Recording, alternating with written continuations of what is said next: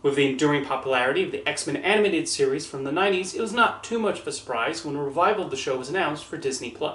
And now that all the episodes of the first season have been released, I have to say I'm really impressed with how this new series turned out. A few years ago, I revisited some episodes of the 90s show and felt it held up, thanks to how it handled a large number of characters and tackled the social themes associated with this group of mutant superheroes. X-Men 97 continues that, and there seemed to be of genuine interest from the creative team behind this to maintain the spirit of that show. However, they also take advantage of what they can do now, and the stories they've come up with are worthy of these heroes. Of the various characters here, the one they appear to be the most interested in is Magneto. I've long found Magneto to be one of the more fascinating characters in the X-Men ensemble, so I like that he was given the focus here. He's a character whose motivations are understandable as he's faced discrimination his entire life for both his Judaism and for being a mutant, and we see how that plays a role in his distrust for people in government or other higher positions who present this image of doing the right thing. I've never really seen him as a villain in the traditional sense, although there are times where he takes things too far, which is where Magneto's complexities come in.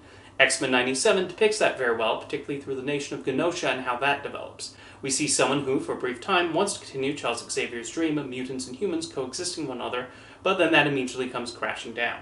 The other X-Men also get their time to shine on the show. The relationship between Cyclops and Jean Grey is well explored as they cope with having a newborn son and the issues that still plague their marriage. Meanwhile, Jubilee and Sunspot form a nice friendship as the younger members of the X-Men, and Beast continues to prove his ability and mixing his smarts and strength.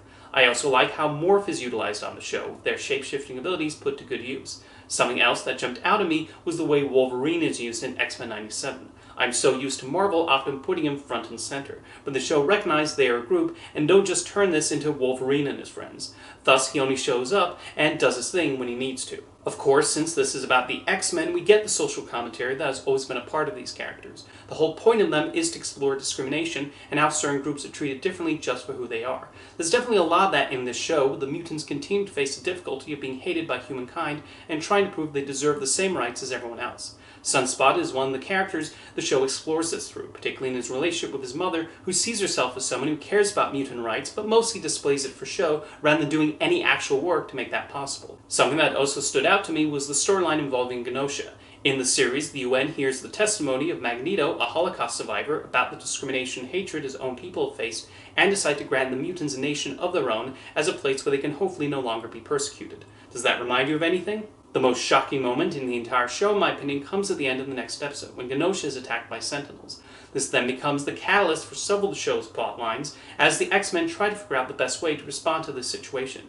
Sequences like that show the creators taking advantage of this being on a streaming service with less of the restrictions the original series had to follow on Fox Kids. Some of the imagery in X-Men 97 really surprised me.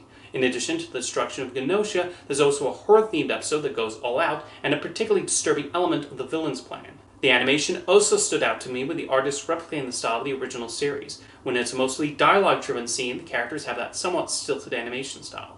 However, when it launches into an action sequence, there's a wonderful fluidity to the way the X-Men fight and fly around the screen.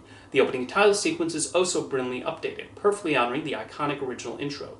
Disney Plus may show a skip intro button on the screen, but I never once clicked it, which is also credit to how fantastic that theme music remains. The Newton brothers did a great job on the score for the series too, especially for the action scenes. Meanwhile, X-Men 97 brought back many of the original voice actors, and they nicely slipped back into the roles, while the replacements more than do the job of inhabiting the characters. Overall, the showrunners, directors, writers, and artists did a great job of reviving the animated series and making it feel like a proper continuation. It understood the appeal of the X-Men and why these characters resonate with so many, and why certain readers and viewers relate to them and the troubles they often face in a world where sadly discrimination is still prevalent. If you've watched X-Men 97, let me know your thoughts in the comments, and thank you for watching.